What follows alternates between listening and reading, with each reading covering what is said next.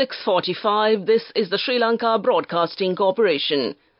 The news edited by Lal Mallavarachi, read by Soundithavam. The President says that countries must take immediate action to minimize the effects of climatic changes. An advisory for strong winds and rough seas issued. A red alert issued as low-pressure area over the Bay of Bengal intensifies. 2,238 Grama Seva officers will be added to the state service. The Cabinet has approved the import of 100,000 metric tons of Kiri Samba rice. The renovation of dilapidated rural roads across the country is planned to commence next week. In news overseas, Israel tells civilians to leave parts of South Gaza as fighting resumes. And in sports cricket, Dominica is withdrawn from hosting matches at the T20 World Cup next year. President Ranil Wickremesinghe says that countries must take immediate action to minimize the effects of climatic changes in order to confirm the survival of the globe. This cannot be postponed in any circumstances. The enemy is at our doorstep at present.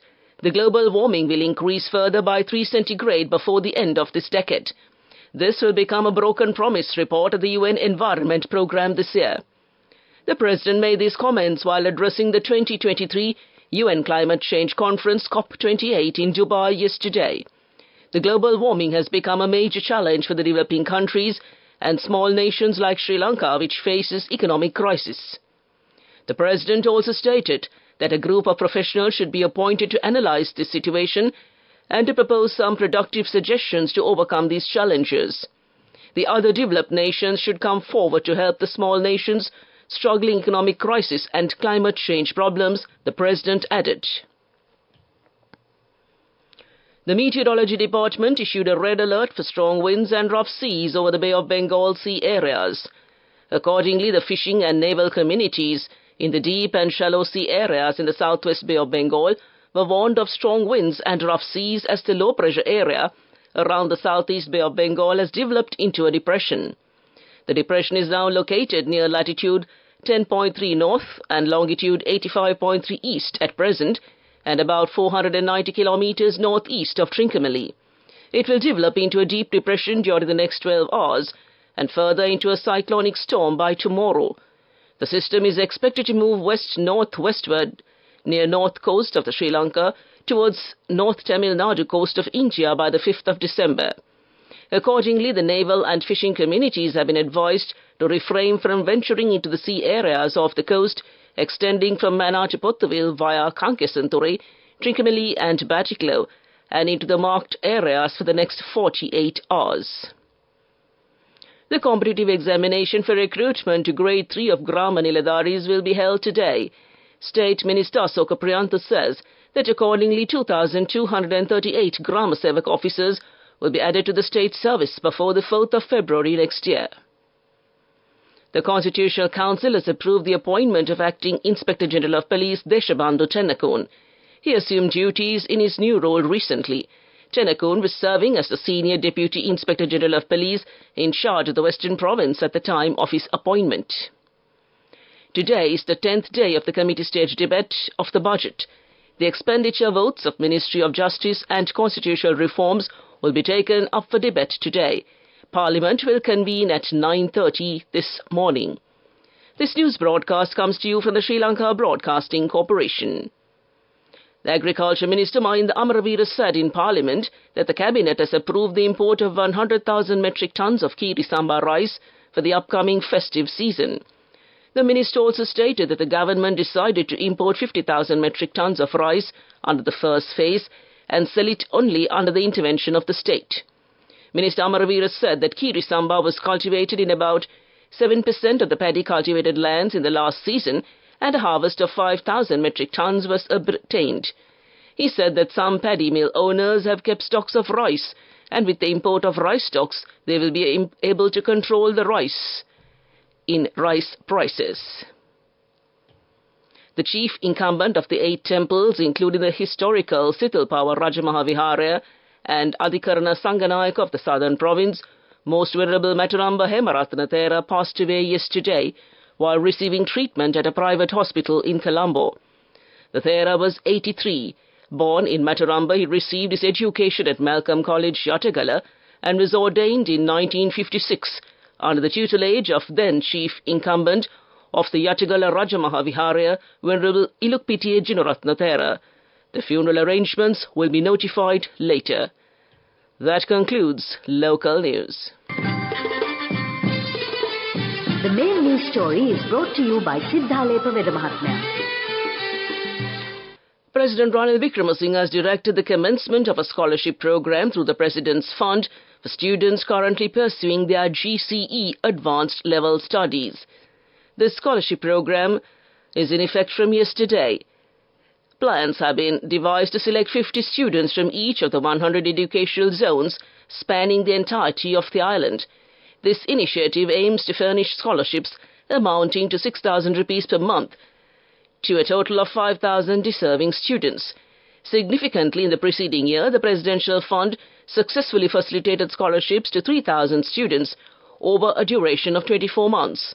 Application forms and the pertinent details for this scholarship opportunity are available on the official presidentsoffice.gov.lk, presidentsfund.gov.lk, and the pmd.gov.lk. Upon completion, applicants are requested to submit their applications to the principal of the school where they undertook the GCE O-level examination. That came to you in the main news story. The main news story was brought to you by Sinhala Vedamahatmya. On to Watchlight, the minimum Z score required for the university admission to the academic year 2022-2023 based on the 2022 GCE advanced level examination was released yesterday. The chairman of the University Grants Commission, Professor Sampath Amaratunga, said, accordingly, of the 274,304 students who sat for the exam, 166,967 students have been deemed eligible for university admission for the academic year 2022-2023. The results of the A-level exams came out online on the 4th of September, followed by the release of the re-scrutinized results on the 24th of November. 232,797 school applicants and 31,136 private applicants had sat for the exam, and of them, 149,487 school applicants and 17,451 private applicants had qualified for university admission. That came to you in Watchlight. Moving on to a bulletin of world news. Making headlines this morning, Israel tells civilians to leave parts of South Gaza as fighting resumes. Ukraine says it blew up railway in eastern Russia. And New Zealand's Prime Minister aims to roll back tobacco ban. Fighting has resumed in Gaza after the 7-day temporary ceasefire between Israel and Hamas expired. The Hamas-run health ministry in Gaza says over 100 people have been killed since this morning. Rockets have also been fired into Israel from Gaza. Both sides have accused each other of breaching the deal. The US has pointed the finger at Hamas. Meanwhile, a source has told the BBC that ceasefire talks taking place in Qatar have collapsed. Ukraine security service has blown up a rail connection deep inside Russia, a senior official has said. Successive explosions are said to have happened on trains running first through a tunnel and then on a bridge in Russia's far east. Russia has reportedly began an inquiry into a criminal case of terrorism after the attacks on the Baikal-Amur line running to the border with China. Ukrainian sources said that the intention was to disable an important piece of infrastructure that the Russians sometimes use for military purposes. And New Zealand's new Prime Minister Christopher Luxon has shared his agenda for his first 100 days in office. It includes rolling back a law by the previous administration that would eventually ban smoking completely. Luxon said on Wednesday that his 100-day action plan is ambitious but necessary in order to bring about the relief to New Zealanders who had been doing it tough for way too long. The plan says that the government will repeal a ban on selling tobacco products to anyone born in 2009 or later. It was first such law in the world.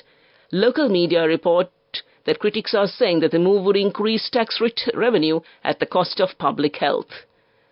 Back to the headlines of the world news. Israel tells civilians to leave parts of South Gaza as fighting resumes. Ukraine says it blew up railway in eastern Russia. and New Zealand's Prime Minister aims to roll back tobacco ban. That concludes this bulletin of world news. On to development news. Minister Bandula Gunawardena says the renovation of the dilapidated rural roads across the country is planned to commence next week. Addressing a news conference at the Presidential Media Centre, he said this ambitious project aimed at reviving essential transportation networks has received substantial support from the Asian Development Bank, which has agreed to provide a loan amounting to nearly 20 billion rupees. Gunawardena highlighted that the timely disbursement of funds would enable the commencement of road reconstruction work within the next week. That's development news, and on to sports. Dominica has withdrawn from hosting matches at next year's T20 World Cup. The country's sports ministry said it would not be prudent to commit to holding games because it will be unable to complete renovation work on practice and match venues in time. Dominica was one of the 7 Caribbean countries given matches for the tournament, which will be co-hosted by the West Indies and the United States. The 20-team tournament will run from the 4th to the 30th of June 2024. Dominica's Windsor Park Sports Stadium was shortlisted for one group stage match and 2 games in the Super 8 stage of the tournament. The West Indies last hosted the tournament in 2010, 3 years after holding the 50-over World Cup. That came to you in sports news. Business news up next.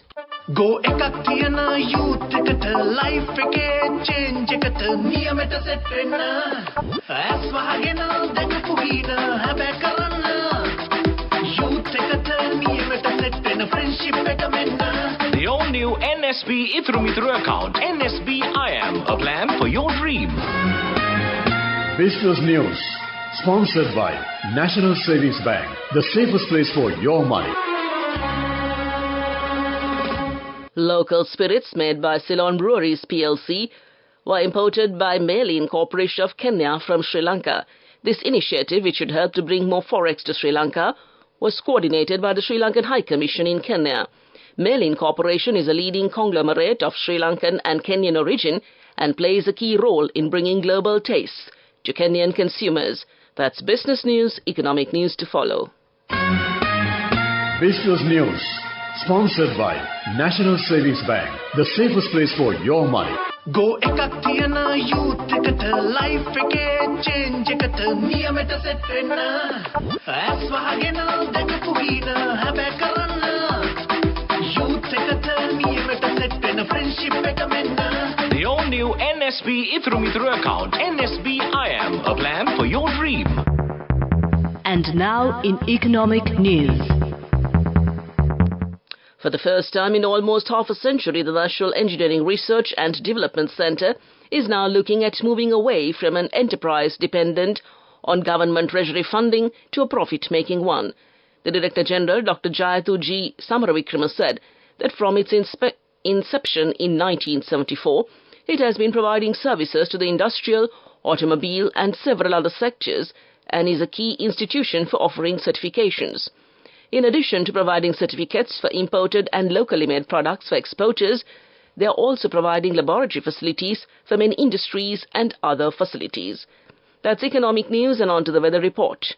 The Met Department says that cloudy skies can be expected over most parts of the island.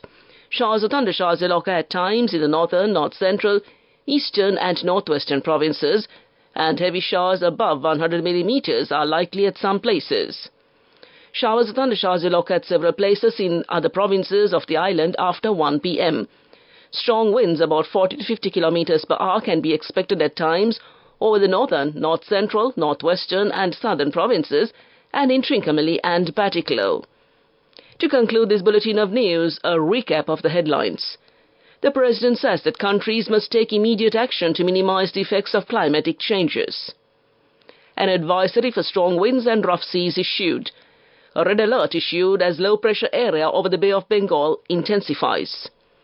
2,238 Grama Seva officers will be added to the state service. The Cabinet has approved the import of 100,000 metric tons of Kiri Samba rice.